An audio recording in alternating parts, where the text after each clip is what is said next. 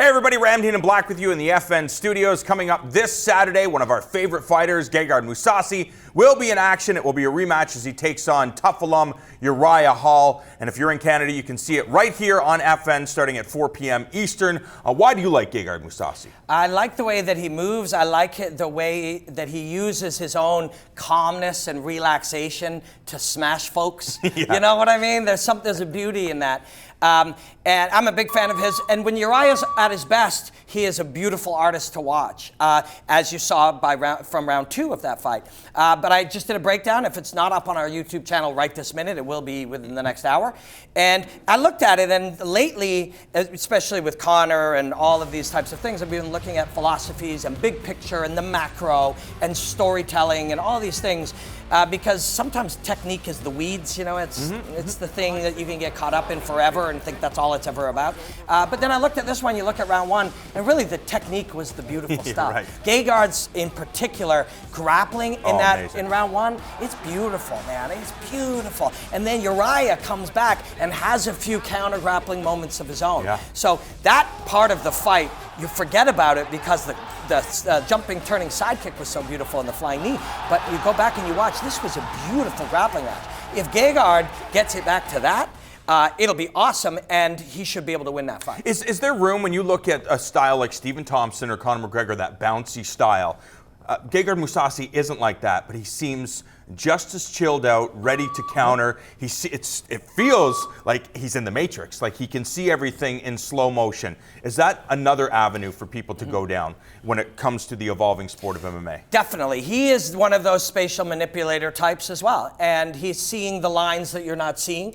The bounce doesn't have to be there. That's just one small part of the expression difference between him and Wonderboy. But some of the concepts are very much the same. And some of them develop just with time. You just start to, I mean, you look at Overeem. Overeem's big and, you know, he's a little heavier on his feet, but he has some of the same things because with time, you start to see, you know, patterns in the chaos. Mark you Hunt start as well? Yeah. Mark Hunt, exactly. Big guy moving around, quite light on his feet, but everything seems a little slower and nothing is as stressful. And once these artists get to that level, it must be a wonderful feeling to be able to fight like that. I would expect, though, there has to be a little bit of ego involved. We saw Gegard Mousasi in the fight with Vitor Belfort. Belfort attacked and Gegard's like, yeah, not even close.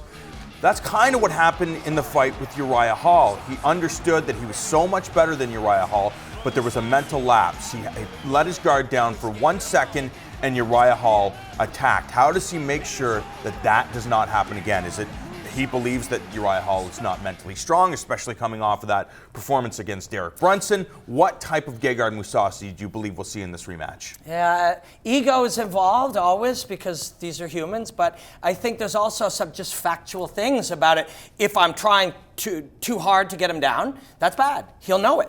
So you got to go in there with the confidence. It's like, yes, this is a very talented guy, but I'm Gegard fucking Mousasi. Yeah. You know what I mean? I've been dealing with guys like this for the last 20 years, becoming more and more effortless at it as time goes on. You have to go in and approach it that way. Then when he starts to have to be on his back foot as a result, then we can take him down. But I don't think it's just put him on the fence or take him down or play it safe or play it smart.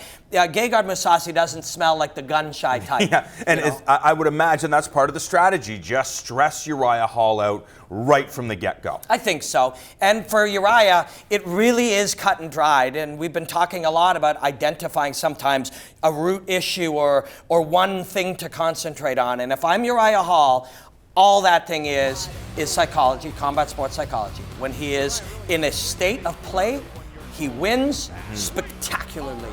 And when he's in a state of protecting himself from loss, he loses. And that is the thing. That's the only thing that guy needs. You see the skills, you see how he moves, you see how he puts things together, how he improvises. All it is for him is performance. If he's at his top performance, he wins fights. What's interesting about that is if you allow Uriah Hall to play his game, he does have the technical background, and it feels like Gegard Mousasi should be able to read that stuff. Instead, he goes after him, stresses him out, and puts Uriah Hall up against the cage in the sense that he's a caged animal, and he's just going to do whatever he has, which seems to be a more dangerous scenario. Yeah, although these dangerous scenarios, the veteran guys are better equipped to deal with them. Gegard Mousasi, clearly one of the best in the world, but Uriah Hall can put himself back into the title mix if he can stop Gegard Mousasi again.